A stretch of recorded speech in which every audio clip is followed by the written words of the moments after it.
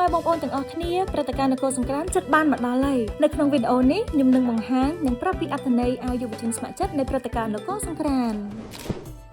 នេះគឺជាអាវផ្លូវការរបស់យុវជនស្ម័គ្រចិត្តនៅក្នុងព្រឹត្តិការណ៍នគរសង្គ្រាមដែលបានរចនាឡើងយ៉ាងល្អដោយផ្ដោតលើអត្ថន័យជ្រាលជ្រៅជាក់ស្ដែងអាវនេះមិនមានពណ៌ឆើតឆាយឬលេចធ្លោទេប៉ុន្តែជាពណ៌ដែលមានអត្ថន័យនិងបង្ហាញពីអត្តសញ្ញាណជាតិក៏ដូចជាស្មារតីរួមគ្នារបស់យុវជនខ្មែរពណ៌ដីលែងតំណាងឲ្យដើមកំណើតអត្តសញ្ញាណនិងវប្បធម៌ខ្មែរដែលបង្ហាញពីការភ្ជាប់ជាមួយប្រវត្តិសាស្ត្រនិងប្រពៃណីដ៏មានតម្លៃរបស់ជាតិចំណែកពណ៌បៃតងត្រេអ៊ីវាបង្ហាញពីភាពរឹងមាំសាមគ្គីភាព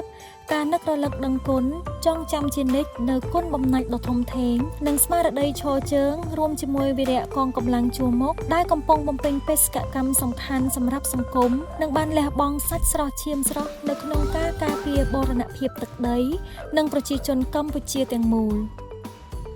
ព្រឹត្តិការណ៍នគរសង្គ្រាមកាន់តែខិតជិតមកដល់ហើយយើងជាយុវជនស្ម័គ្រចិត្តក៏បានត្រៀមខ្លួននិងបដិញ្ញាចិត្តនៅក្នុងការបំពេញភារកិច្ចរបស់យើងឲ្យបានល្អបំផុត